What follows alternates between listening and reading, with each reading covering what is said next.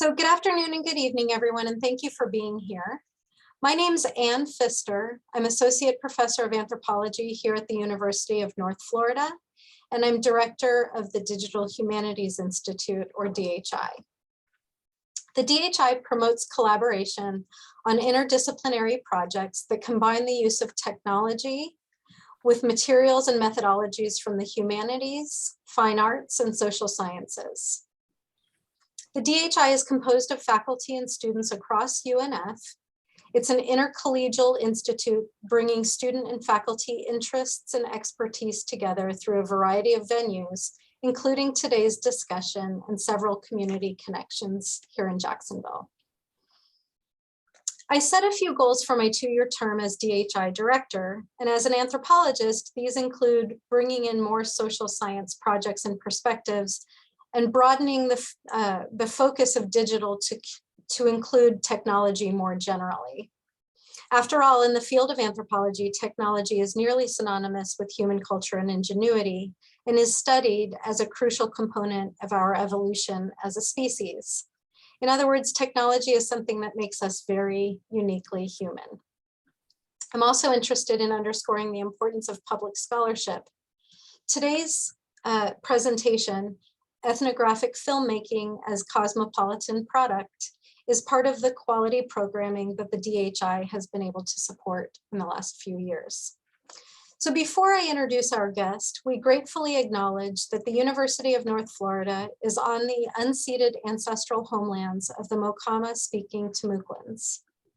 We recognize that other indigenous peoples also built homelands here, including the Yamasis and Guales. For thousands of years, indigenous peoples made this region into a vibrant center of diplomacy, exchange, and religious practice. We pay respect to these nations and to their descendants. We're very proud to host Dr. Erin Moriarty. Dr. Moriarty is Assistant Professor and Director of the Deaf Studies MA program at Gallaudet University. She's also an honorary research fellow at Heriot-Watt University with the transnational ERC-funded Deaf Mobilities Across International Borders, Visualizing Intersectionality and Translanguaging, led by Dr. Annalise Custers. She's also an affiliated faculty member with the Shukman Deaf Documentary Center at Gallaudet University. Moriarty's work is situated at the intersection of ethnography and applied linguistics. She studies multilingual, multimodal languaging practices, language ideologies, and deaf encounters using visual methods. She has conducted ethnographic research in Southeast Asia since 2009. Her current research project focuses on deaf tourist mobilities in Indonesia and the mobile semiotic repertoire. Moriarty has a PhD in anthropology from American University in Washington, an MA in communications from Johns Hopkins University in Baltimore, and a BA in anthropology and art history from Smith College in Northampton, Mass.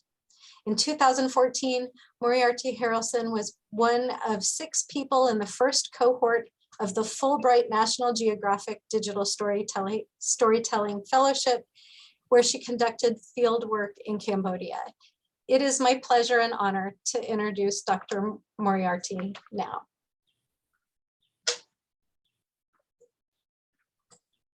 Thank you for such a lovely introduction. I am thrilled to be with you all this evening.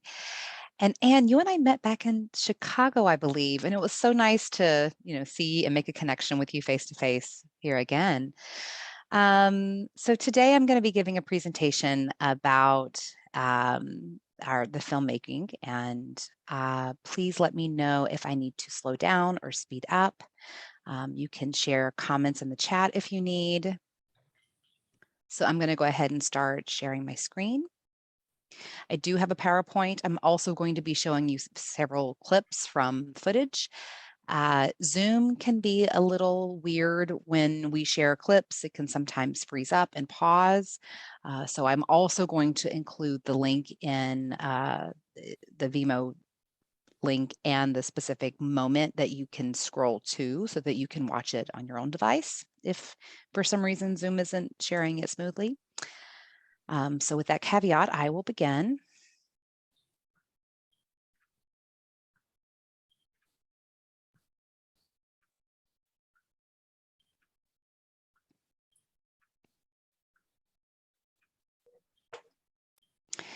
So today I'm going to talk about various topics and as it relates to ethnographic filmmaking. And I will do so through presenting data about filmmaking itself, how that's different for deaf individuals and sign language research. Also, how film can capture data on linguistics performance and ideologies. Hopefully, we'll be able to bring in some new questions from our interaction here this evening. First, I'd like to explain a little bit about MobileDeaf and what I'm doing with this organization. So MobileDeaf ERC is a funded project of 1.5 million euro, and it's investigating a variety of deaf tourism and mobility, or in mobility, in language practices. Our lens for this is deaf same.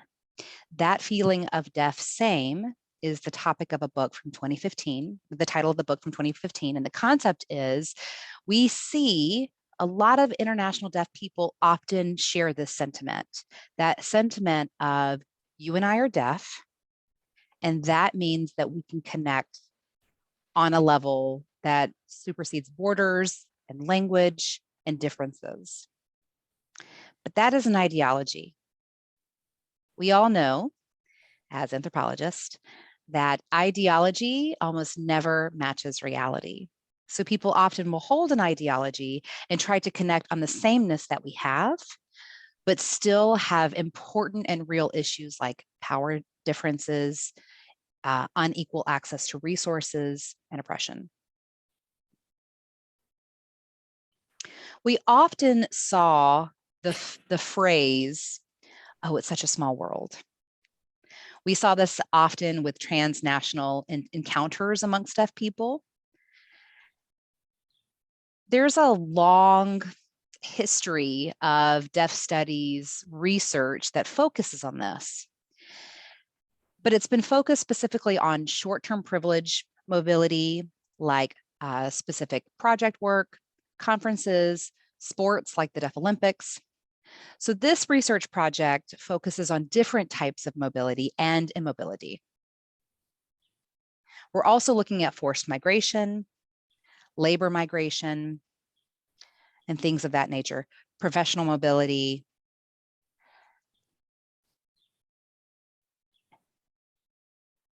and tourist mobility.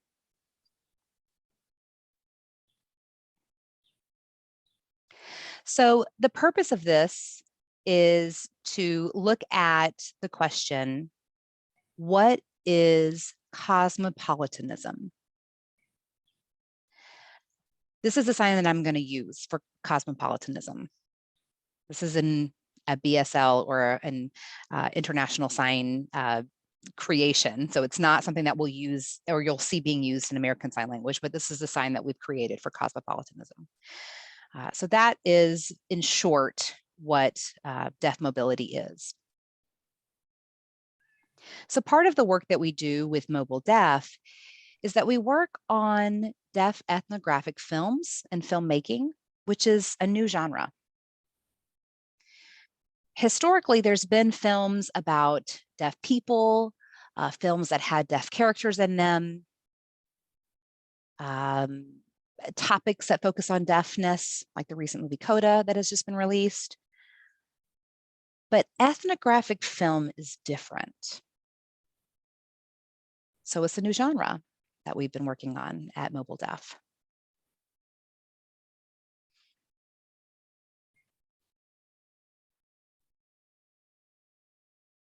I'm sure many of you may be wondering, okay, fine, what is deaf ethnographic film? Well, that's what I'm here for. That's what I'm going to explain today.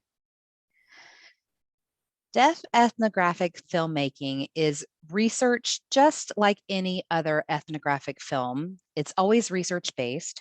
There's no script, which essentially means that there is a camera that's capturing footage that's not scripted.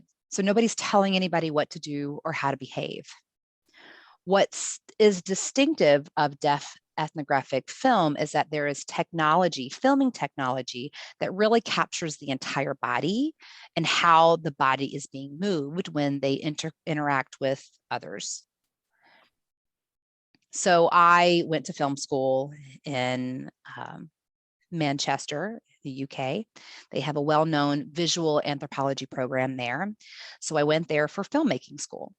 And what I found interesting is that many of the technology that I was taught is not aligning with what we need when we look at deaf ethnographic filmmaking. So for example, they'll tell you to do a frame shot on the face. So if you have a film about, I don't know, let's say unhoused people here in DC, they'll do a close shot of someone's hands and how it's resting, or they'll do a close shot of someone's face.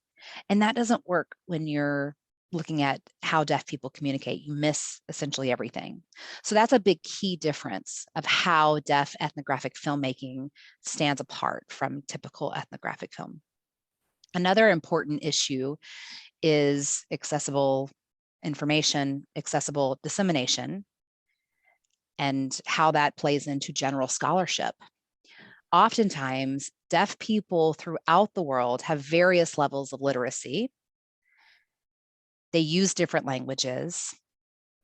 They have different levels of access to academic publications. And that's not true for just deaf people. Many academic publications are inaccessible for the general population.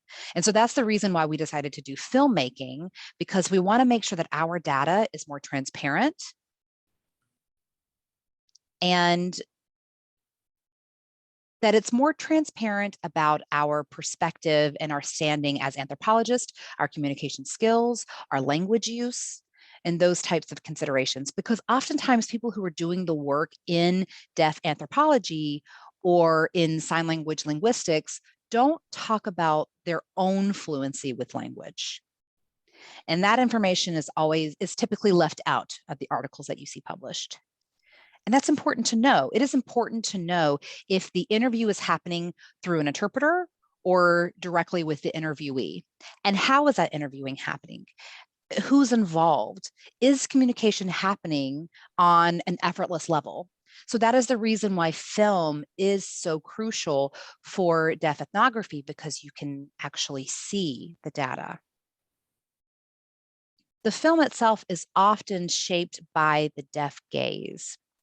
And that's another part that I'm going to explain a little bit more later. We're going to talk about hearing gaze and how that's different from deaf gaze. Deaf ethnographic filmmaking has its own ethics that we also have to abide by. What's involved in a film, what's not included in a film, and that, again, we will discuss a little bit later. First, I'd like to just introduce the film itself.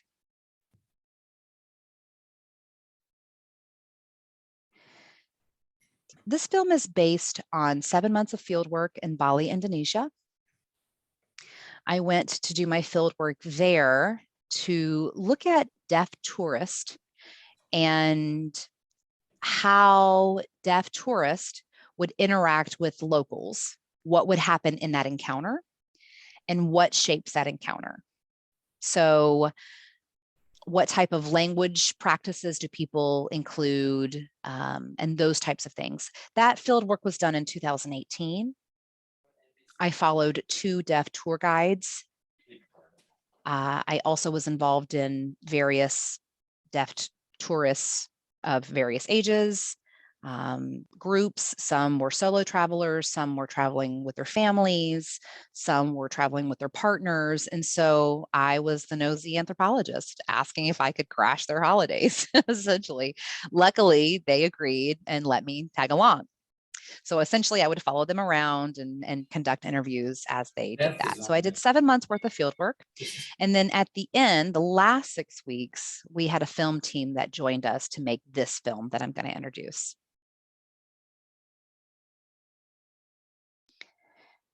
So deaf tourists that you'll see in this film are from Europe, India, and many other countries. We had quite a few Australians. And so they all use a variation of international signs, Auslan, American Sign Language, Indonesian Sign Language. So you will see many depictions of different types of signed languages in this film. I also looked at how people code switch. How do they make those accommodations amongst each other to make themselves understood? And then also how do they make those code switching decisions to understand others?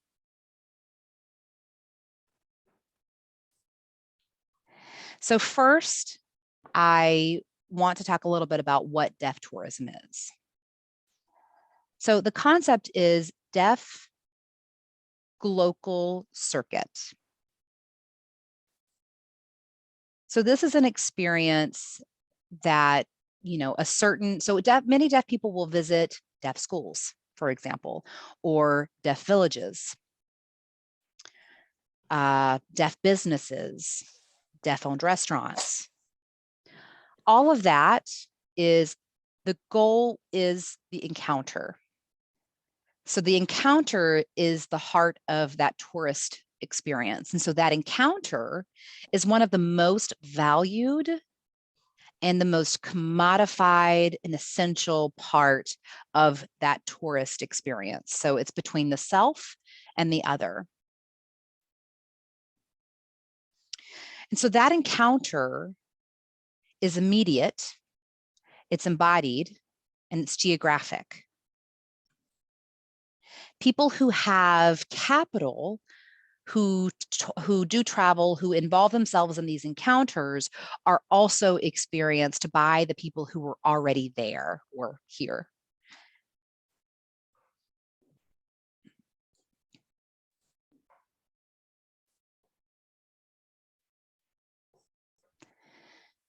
So I'll show you a brief clip of an example of an encounter in the monkey forest. The monkey forest is a very popular tourist destination. I can't tell you how many times I've been to the monkey forest. I think probably over 50 times with various groups of tourists. So let me stop sharing this PowerPoint and then I will share the clip itself. I'll also post a link just in case there's any kind of difficulty seeing the film.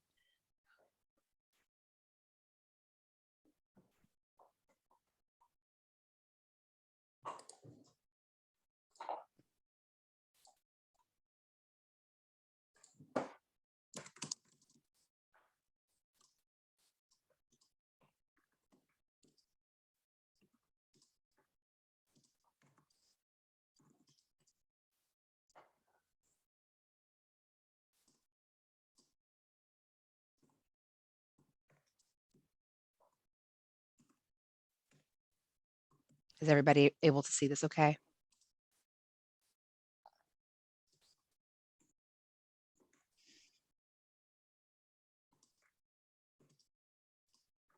Okay.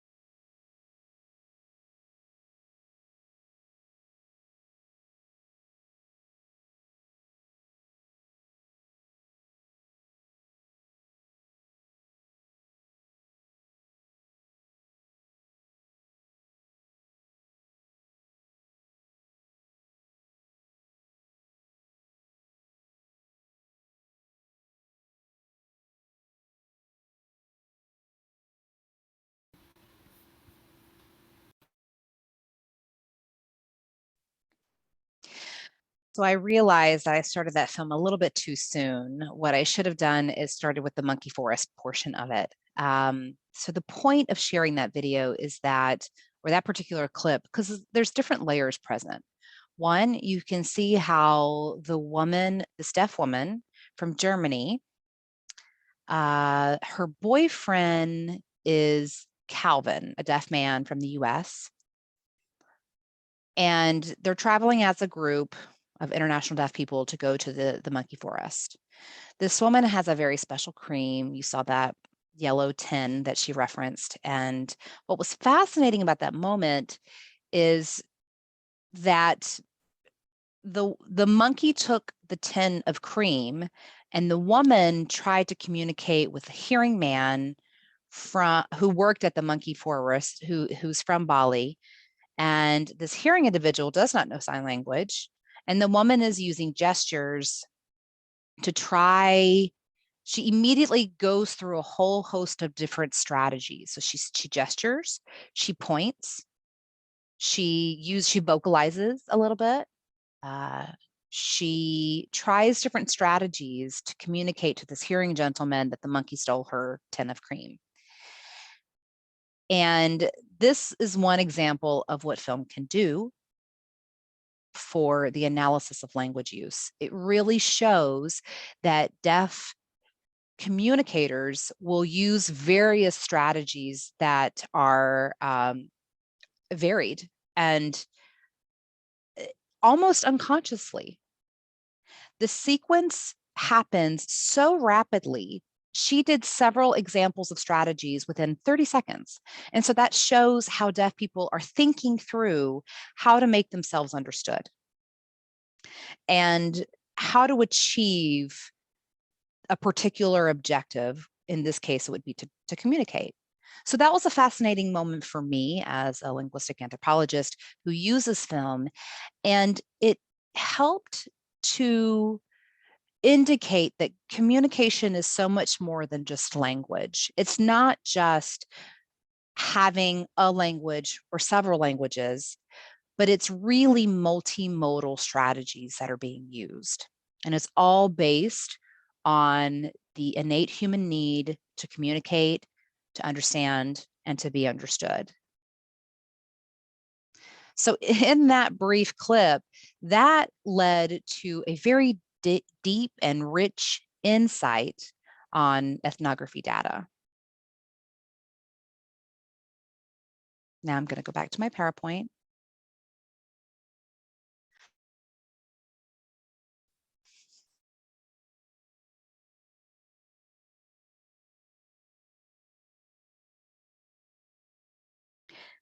So next, I'm going to talk about the Deaf Village. So this is Encounters in Bengkala. And Bengkala is the name of this deaf village that is in Bali. It's also known as Desa Kolok, which literally means deaf village. So this village is called Deaf Village because there is a hereditary gene of deafness. And what's interesting is that people will use the phrase deaf village, but there's only 44 deaf people that live there. And I think that's out of probably about 3,000. So this deaf village is a very popular fieldwork site for genetic study, people who are interested in the deaf gene, also sign language linguists who are interested in child language acquisition, village languages, and katakalak. So many deaf tourists will visit this location because they're envisioning this as a deaf utopia. In actuality, that's not what it really is. The other thing is that oftentimes in stories or in tourist discourse, they use language like, oh, this place is in the middle of nowhere, it's very remote, it's really far. So they share this story as this big journey that is required to get there.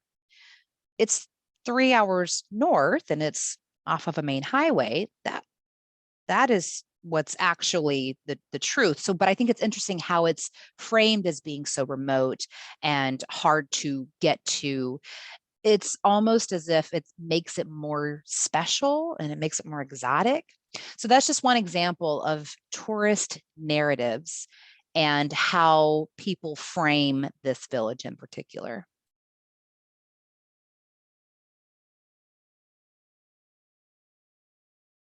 To give you a little bit of background about the village, part of my research that I intended to focus on was when I was looking at the history of deaf tourism, because it is vast. There's a lot of deaf tourists that go, it seems to be in the thousands. And I was trying to figure out, how do deaf people know about this place? It turns out that a researcher who wanted to give back to the community, and I use that in quotations, made a video as a fundraising effort about a school that is being established for deaf and hearing children in that village. That video became viral, not on purpose, and it ended up attracting many tourists. Not just tourists, but also journalists, and I use that in quotations. I use the term journalist very loosely, but many hearing filmmakers from Singapore, Japan, and France, those three in particular, whenever I was living in Bali, those are the filmmakers that I saw. They were in Singapore, from Singapore, France, and Japan, talked about Bali as on their travel blogs. And so we would see these being indicated on their shows, and they would feature Bengkala often. So it seemed as though to visit Bengkala meant that I was engaging in cosmopolitanism, and I was experiencing a more cultured experience if I were to go.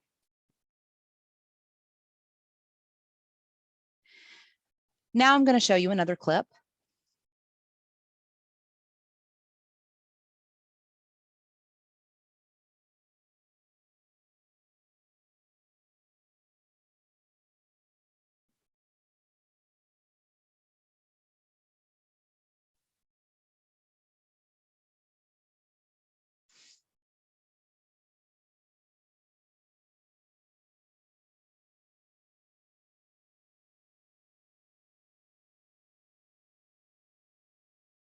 monkeys are a big theme in this, if you can't tell.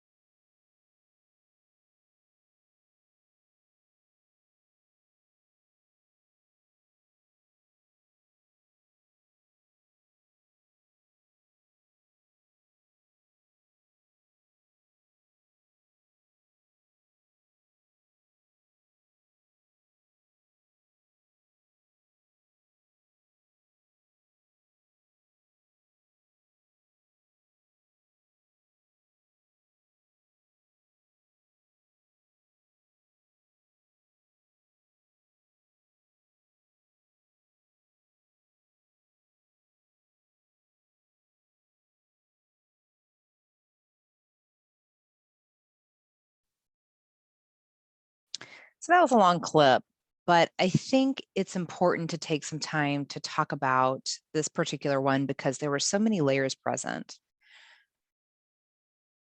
And I do have to admit that I made this clip. I still feel kind of icky when I look through it because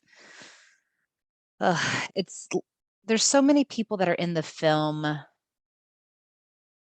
That's one of the challenges when you're making film is how to show what really happens, what people really say, what people really think, while at the same time not frame it in a negative light or to reinforce a stereotype. And so that's one of the challenges that I've had when creating this film. Because you can see that there's very complicated feelings from those people. The deaf tourists are excited. They want to go see how other deaf people really live. And at the same time, they have a very specific gaze. They're curious about the plumbing, about the house that people live in. They're going into other people's homes. So it's interesting to think about and the experience of exploring to find sameness and trying to connect with other deaf people throughout the world. And in the beginning of the clip, you saw one of the women from the Netherlands sharing that she wanted to see a strong sense of unity amongst the people because cochlear implants aren't an option. So I think that in some ways, some deaf tourists, they see a deaf place or connections in the global South as like untouched, foundational. And that's also very colonial in a way of thinking. I think that that's definitely one of the things that I've personally struggled with as a deaf filmmaker, because these people are deaf, so deaf same, just like me. And also, how do I portray that type of an experience and that type of a view that not everyone in the film may look quote unquote good, even though we all have good intentions, we all value and want connections, we may not look good while we're doing that. And so that's one of the challenges as a deaf anthropologist in working within my own community. So I don't have very much time left, and I think I have about 20 or 30 minutes worth of content. So I'm going to go ahead and share a little bit more. The film is available online. You're welcome to view it at your leisure, but I'm going to move on with the rest of my content.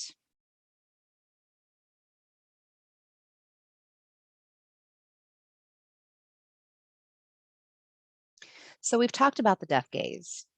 Now I want to talk about the hearing gaze. I think that you can see the difference because part of the clip that I showed earlier has a small film that was made by another person. It was The Great Story, that piece of the film, and that shows the hearing gaze. So I was there for field work during that time, and there was a death in the village. So we had a funeral celebration for that person. And in the deaf village, deaf people have a very particular role. Deaf men are responsible for digging the gravesite.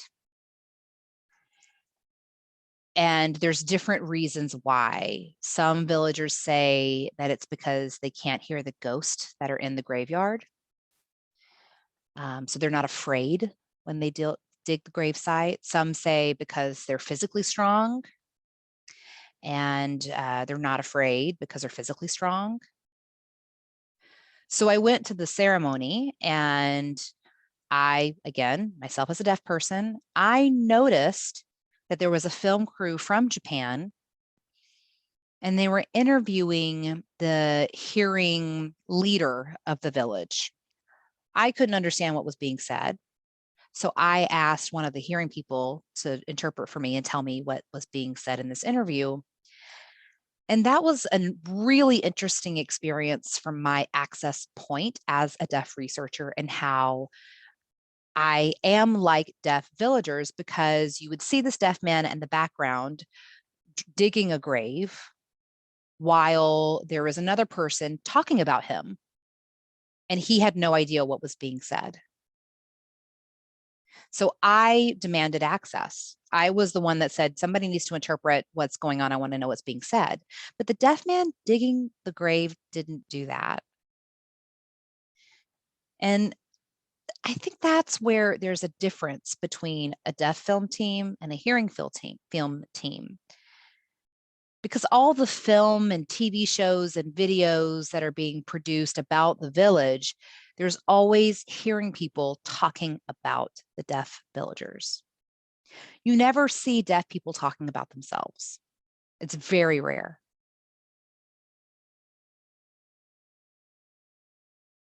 And so that's where you really see how deaf ethnographic film is different.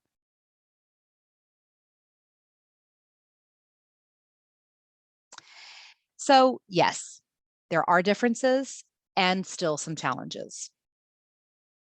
From the clip that you saw earlier, you could see how deaf tourists wanted to connect with the deaf villagers.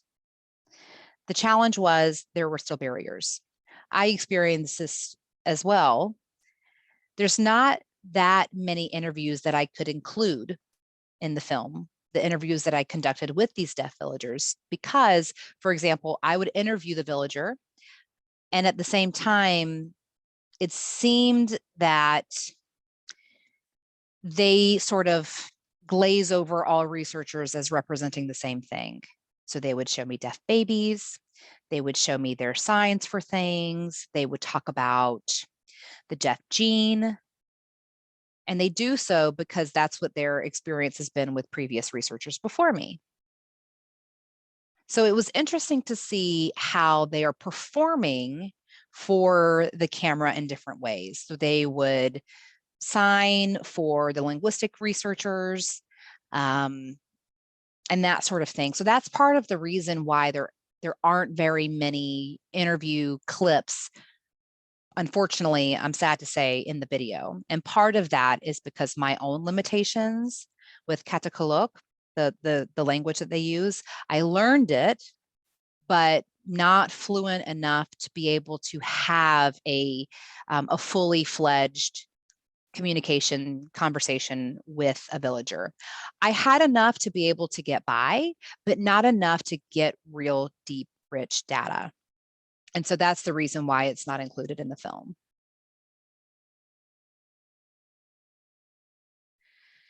So the next part is I want to talk about the data collection and analysis with the film and what we can do with that.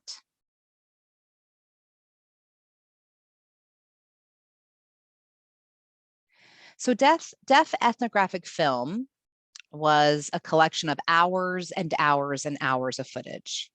And as we looked through this footage, we noticed the same thing that my colleague Annalise had with her project. We found that deaf people would talk about calibrating.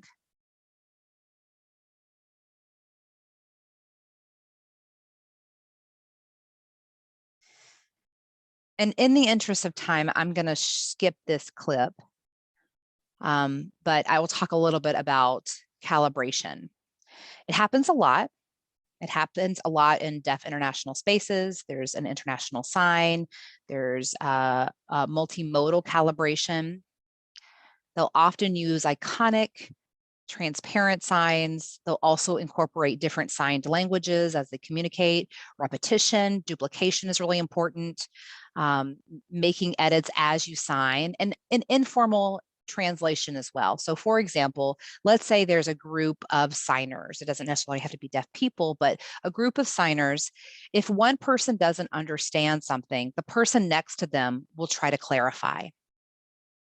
It's really interesting how that's very much international sign language production and what we see in those spaces. And that's because there's a strong moral experience and effective responsibility in that connection. I think because of that shared experience of communication barriers and communication breakdowns, many deaf people truly invest in the exchange of communication. They really want to invest in the exchange, and they want to compare deaf experiences. And there's many of them that are going to accept that they don't understand everything. I should also add that the reason why international sign is such an important part of the deaf international experience is because of the role that ASL, American Sign Language, has. And so ASL, it's kind of unfortunate as a person from the US and who has been using ASL for most of my life, ASL has a terrible reputation in the international space, and people will do anything possible to avoid using any obvious American Sign Language.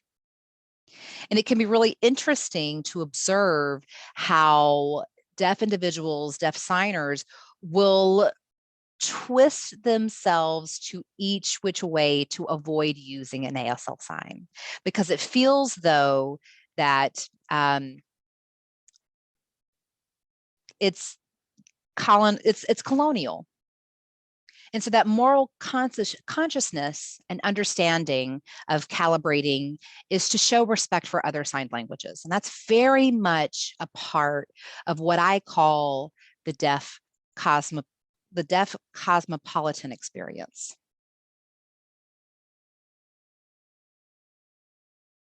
So deaf cosmopolitanism is affective and practical calibration. So they view themselves very much as a citizen of the world, and how one becomes a cosmopolitanism person is they go and experience the world as a shopkeeper, they experience locals, and they really portray this attitude of being open to differences, being willing to connect, and also being self-aware that they have to calibrate themselves in order to suit the space. It also includes practices as translanguaging and the ability to show empathy. And like you saw in the interview previously, the deaf woman said, "We want to see how they live." That's the language that she used. And that's the strive for empathy. But as we saw, it didn't really turn out the way that people had anticipated.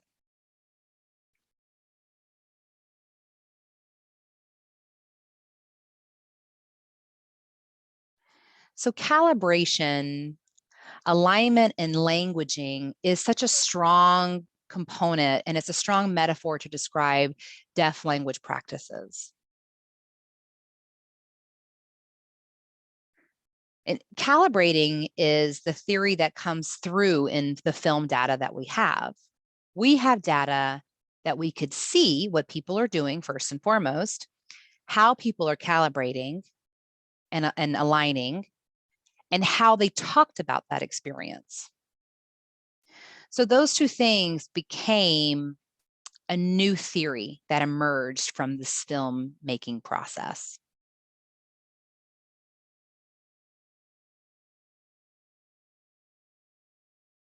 In the clip that maybe I'll show you after, but this is an image from the clip, it's called the Deaf Community Dinner.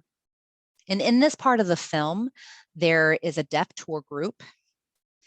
And this particular tour group has an American, a couple of Germans, a man from London, someone from France, and various other European countries and from the US. So when they get together with this Indonesian group of deaf people, they're trying to communicate. Even though every person there has a different language background, some of the deaf people there are not fluent signers. So in this image, you'll see a deaf woman from the US trying to explain Instagram. So she's talking about following someone on Instagram. That's the context of the conversation. And the deaf Indonesian is like, what is this woman saying? And so she fingerspells it. She tries to fingerspell it a couple of times. And then you see the deaf Indonesian woman say, oh, gotcha. Here is the Basendo sign for that. And Basendo is Indonesian Sign Language. That's the name of Indonesian Sign Language. And so you see her understand, and then she repeats it back in Basendo Sign Language.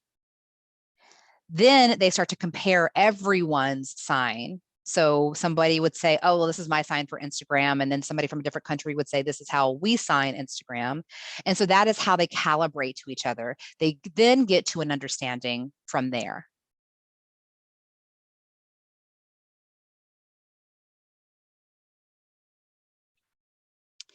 And so this one example about calibration as a moral practice is how the ideology forms about language, sign language, that really shapes how people interact and their practice when they're using language. There's also a very strong moral concern about what language resources are appropriate, in which context, which locations. And there's a strong concern about ASL colonizing the space. So they'll use more visual, gestural, more space is being used. It becomes more inclusive. They're including people with various language backgrounds. And also learning another signed language as the exchange continues. And that's part of the good moral practice that you see.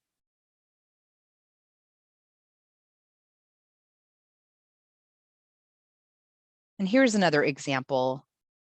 Oftentimes, deaf people will compare their finger spelling. So the man that you see here is from Carrar. Carrar is from London.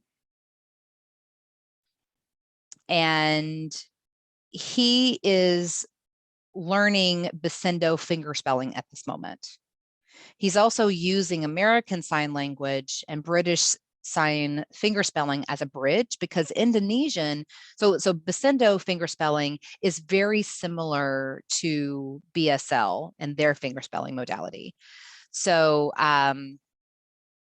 so that exchange is simply trying to meet each other in the middle, right? So, and then the bottom of this image, the second image at the bottom, you see how people are feeding each other the signs.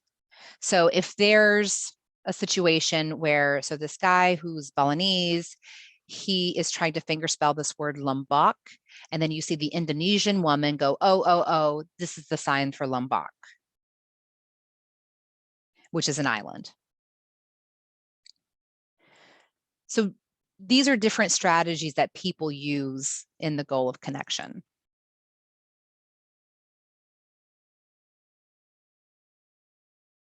Here's another one. The example here was water. So all of this to say, I know it's a lot, what I'm trying to showcase is this is what you can do with deaf ethnographic filmmaking.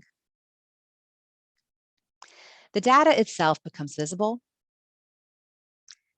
You truly see how creative, strategic, and rich that sign language can be, and how deaf communication practices are so much more than just the language itself. It's so far beyond the language.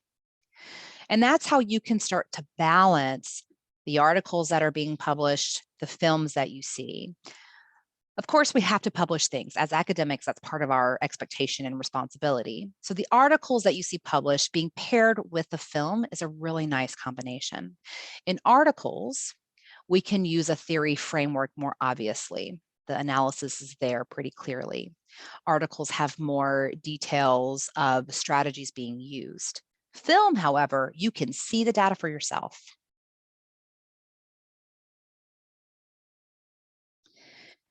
Transparent data is crucial because of representation. We're trying to represent deaf people in a different way than they have been historically, because we have a long history of really terrible academic work that says deaf people have essentially no language, have very limited language, have no literacy, low intellect, and a whole host of other fallacies.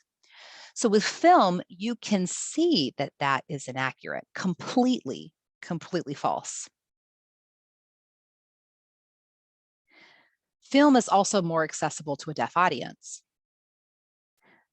Regardless of the language use, deaf people can still see this film and have access to it.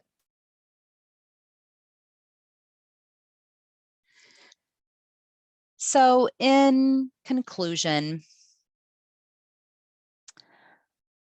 filmmaking as a cosmopolitan practice really requires a cosmopolitanism exchange.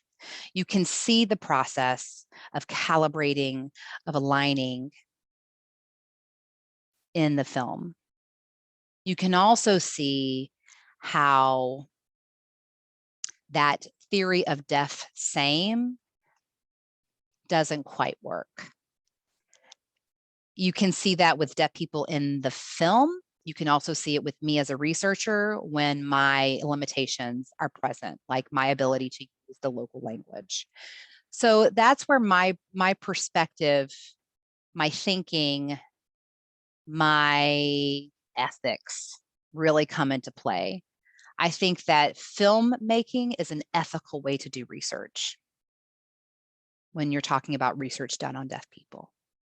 One ethical strategy is to use film.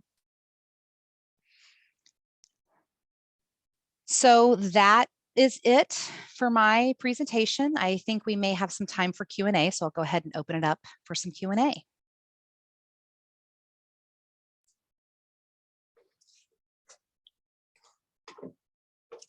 Erin, thank you so much for your presentation. It was really, really insightful. I have some questions, but I want to open it up to the audience first and see if there are questions from the floor. But thank you very much.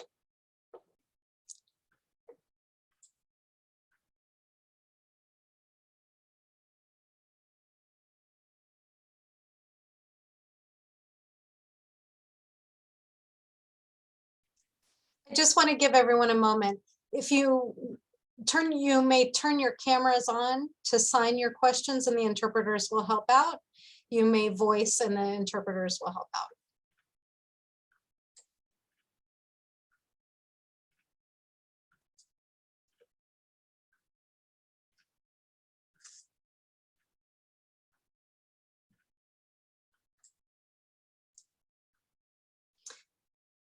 I'll break the ice then. And do you see that Magdalena is on camera?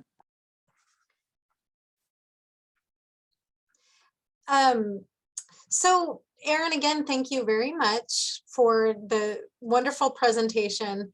One of the questions that I had, I want to make a quick comment first, which is to say that I really appreciate this idea of tourists seeking sort of a real experience, and that connection is part of that. We see that with hearing tourists also.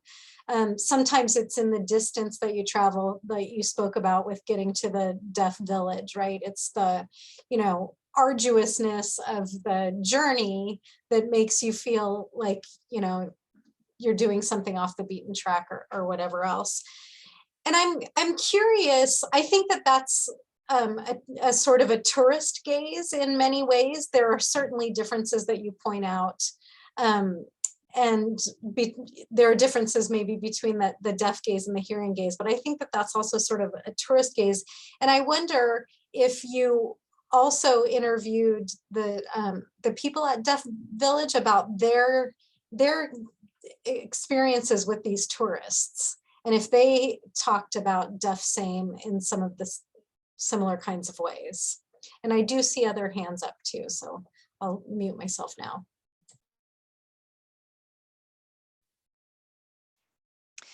Yeah, I did interview certain people, but you're absolutely right. Some weren't just appropriate to put in the film. It was challenging because I was asking about the history of tourism.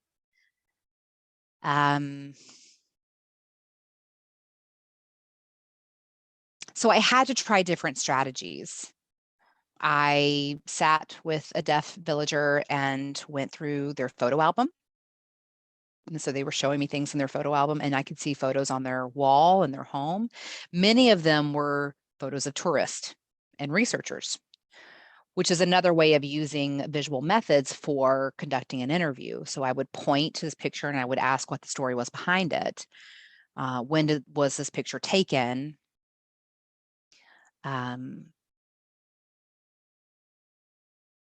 I think at the same time, I felt like many of them knew how important tourism was for their families, for their income. So when I would ask about the impact on tourism, they would give me a thumbs up. Oh, it's an exchange. They would use the metaphor of this, exchanging, giving something to get something. They kept talking about the exchange, but at the same time, I could see for myself that it wasn't an equal exchange. So that's where you would really see the difference between the interview, like what people would tell you in the interview, and what's actually happening in the field.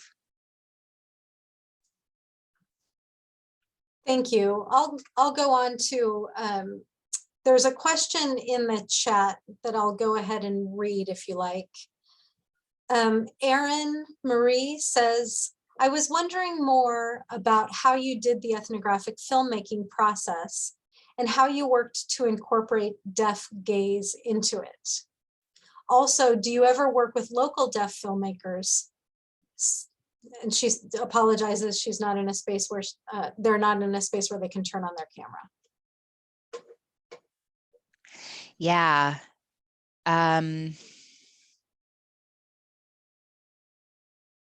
Ethnographic filmmaking. So when you talk about the process, so first I went to Bali for about 6 months, and then the film team came from Belgium. My original vision, which, as we know, if you're an anthropologist, you know how you have a project vision and then you get to the field site and it's completely different. Things just don't go as they plan. So my vision was to, this sounds very naive, you know, in hindsight, but I was hoping to be able to provide deaf people in Bali with the skills that they could use so my original vision was to bring a trainer from Belgium. It's a team that I've worked with. And so I was going to bring this team to train Indonesians in Bali, to give them the equipment, show them how to use it. And then I got there and everyone already has jobs. Everybody already has other priorities.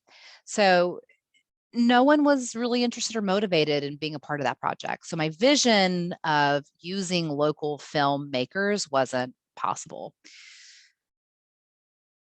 So that's how I ended up bringing in the team from Belgium. And it was a deaf filmmaker team. And so how that worked was 6 months of field work. I identified themes, things that I noticed that came up that I thought were important. I made a list of the different things that I felt that they should try in the film to try to capture. And so at the same time, that film was based on what was happening there during the 6 weeks the team was there. And so that's where it was really important to emphasize what's in the film is only based on that 6 weeks. It was only based on what they could capture from my 6 months of field work and their 6 months actually on site. So it's a mixture of strategies on how to really showcase what was the data that was coming up.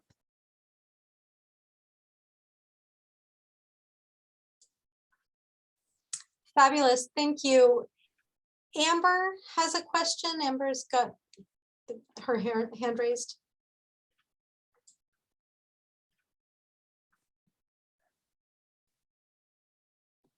Hello. I want to thank you for this presentation. I greatly enjoyed it. One of the things I found impactful is your discussion of the difference between the hearing gaze and the deaf gaze. Sort of the Japanese filmmakers, the French filmmakers who gravitate towards speaking to a hearing spokesperson on behalf of the deaf team or the deaf villagers. And I wonder if you agree, or maybe what your thoughts might be on this supposition that from some comments, the deaf gaze is, maybe there's an expectation, there's some romanticization going on in their expectations.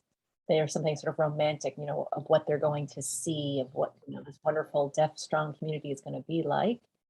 And then they go and the expectations don't turn out to be true. So maybe they had some high expectations as opposed to perhaps the hearing gaze. I don't know what, if any, their expectations might be, but it seems like their view or their gaze might be maybe coming from like a pitying stance. So I just wonder if you agree with that perhaps dichotomization, or maybe that's not the right way to draw the binary, but what are your thoughts about some of the differences between the hearing and deaf gaze? Yeah, so actually, I think that many deaf tourists also have that sense of pity and patronizing perspective, viewing them as very poor. That came up a lot. So it's similar in that regard. What I do think is different from me about the hearing gaze is who's speaking in the film, who's talking to the camera. So for example, the group from Singapore and Japan only interviewed the hearing people in the village. They didn't, and I don't know why, but they didn't try to get an interpreter to talk to the deaf villagers. And so you see that part where the film is cast on the deaf man's hands, right? So it frames the hands in that particular clip. And it's essentially disembodied from the person itself. And so it became more about deaf people as people who use their hands. It became all about their hands rather than the entire person. And there were like some benevolence that was clearly felt or shared. Understand. Thanks so much.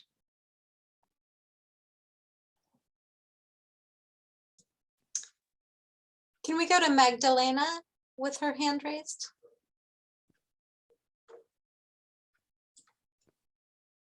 Thank you.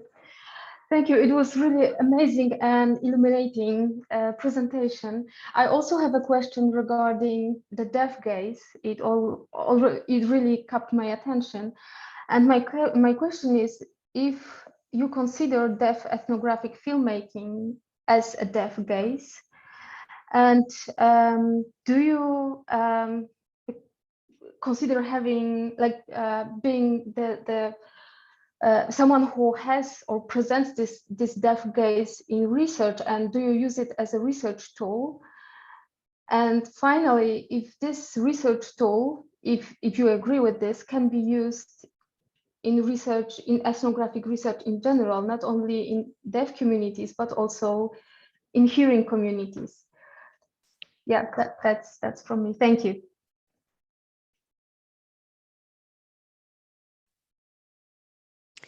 Definitely. Yeah. I think that both the deaf gaze and embodied experience as a deaf person. So the clip that I think might have been the first clip that I showed was a little bit confusing because I started at the wrong moment, but there is a portion of that clip where there's a lady that's talking about her cream that was taken by the monkey. And it wasn't until I watched that clip several times that I realized she's using different resources. And so she's saying the word yellow, like vocally, even though she's German, she's from Germany, her original sign language is German Sign Language. She's using the spoken word for yellow. She's using gestures to indicate an iconic way of indicating the 10 with the cream in. She's waving. She's trying to communicate with this gentleman who works at the monkey forest. And so I think that's where the deaf gaze can capture that, can start to explore that and do some micro analysis of the exchange. And so much happened in that 30 seconds. And then I realized, oh, I do this too. I start to think about how I go to order coffee and how if the barista doesn't understand me, I immediately start to go through these strategies to achieve my objective of getting a coffee. So it's interesting to think about the sequence, the rapid sequence of strategies. So that's one example of how the deaf lens as a researcher we're able to capture things that perhaps another linguistic anthropologist may not capture because they're so focused on the language itself, the power that's being at play, and they're focused on other things. And so I think that all of us bring different skills to the situation. And I think that's where hearing anthropologists, hearing researchers can benefit from deaf gaze.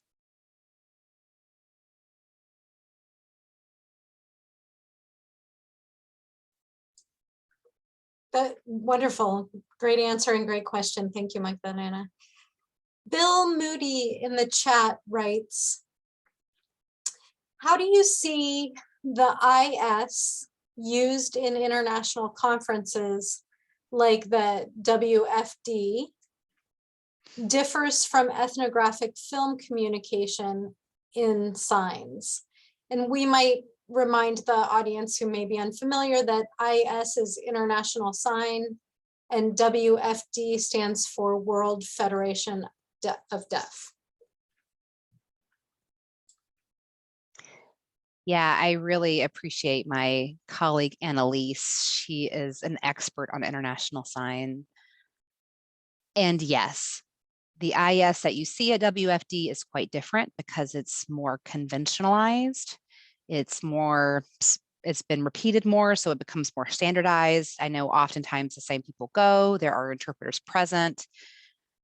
So there's definitely a difference between the IS that's used in a more formal setting and an informal interaction. So an example would be platform, stage, international sign is more standardized, while a one-on-one intimate exchange with two people out on the street might be more gestural. They may be making more accommodations to make sure that they are understood and make a connection. And so that's where you see how language is so tied to the body and so tied to the context and who is there. The practice that happens at a conference like WFD is not going to happen in the deaf community, for example. So that's where it's really important to look at the context and how the feasibility is, what is present and how that influences the people that are there. Also, ideology. Hopefully that answers your question, Bill.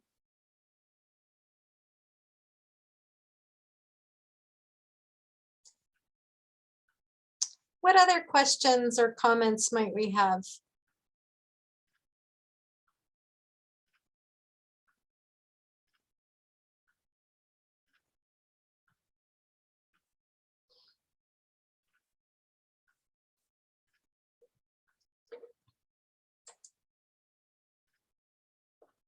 While we're waiting for other questions, I also wanted to comment and really show some appreciation for this idea of the calibration. And I'm curious to know if you theorize that also as it's a moral obligation, but there's labor also. There is a labor there, and I'm sure you've talked about it a little bit today. But sometimes that extra labor makes us more invested in work. Like, for example, we might have a different experience with a text that we're reading, as opposed to for those of us that are hearing, listening to that text. a different kind of engagement through work. And so I wonder if you theorize it that way, as this kind of, it's an extra investment, but also that's also illustrative of the kinds of experiences that deaf people have often, that hearing people aren't always understanding of, is that extra labor that can be so exhausting, that so many things take these, 100 steps within 30 seconds to get to the understanding. Very many people hearing people don't understand that.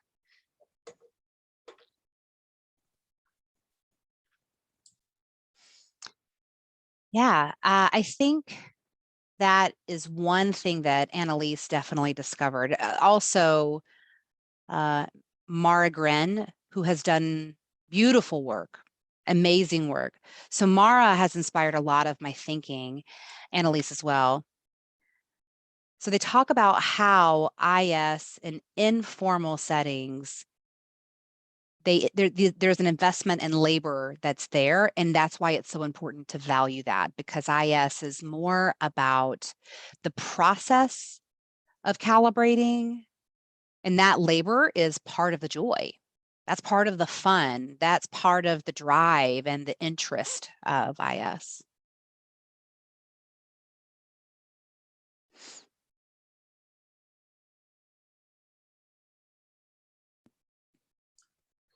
What other questions or comments? Oh, Sarah has their hand raised. Go right ahead. Hi. So my question is tied to the ASL and sort of the history. So as we know, that ASL has disseminated itself widely across the world, and in some ways is dominant over other sign language. You talked about that a little bit earlier. Other countries have a negative view of ASL as a result. I wonder if you could briefly touch on some of the histories, how that came to be. Sure.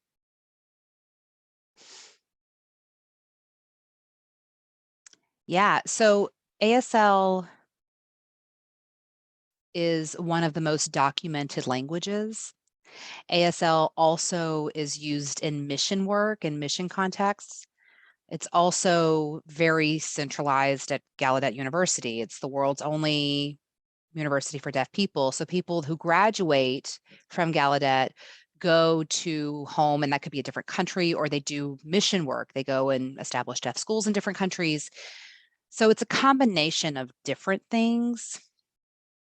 Annalise Custer has an article about that, and I think it was published last year. But in short, it's through deaf education philosophy, mission work, and just human travel, just humans traveling themselves, it becomes a corpus.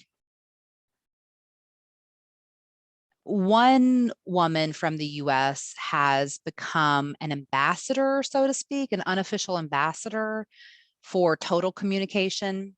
So she travels representing the Peace Corps, and that's part of how ASL has been disseminated. Now, at the same time, it's really interesting because even though ASL has been widely disseminated, there's still a lot of resistance towards it. So people talk about ASL as a colonial practice, but it's also fascinating to see how people are actively resisting against that. So that's the history. Today, ASL and IS is also disseminated through vlogs, social media, Instagram, and those types of platforms. So I would encourage for you to look at Annalise's article, who really is a good explanation of that. I will, thank you.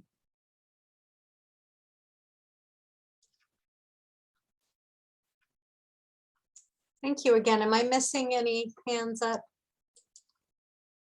Are there other questions quickly? We're coming to the end of our time together.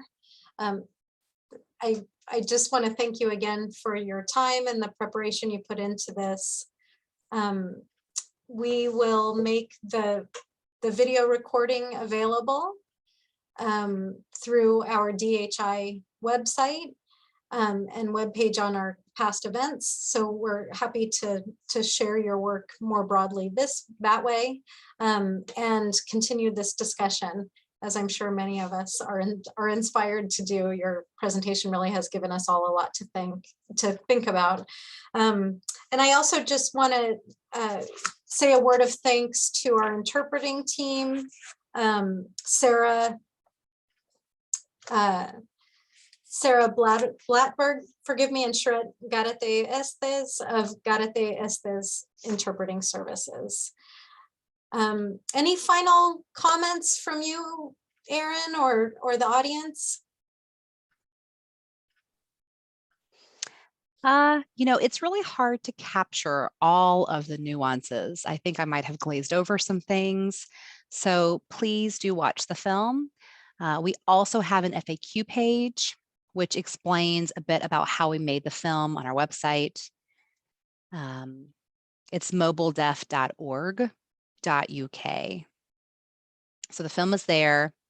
Please let me know if you use that for teaching or any type of other material that you create. And thank you for inviting me. It's been a pleasure to see you, Anne. Thank you, Sarah. Thank you, Shret. Thank you, audience, for being here. It's been a fantastic discussion. Thanks again.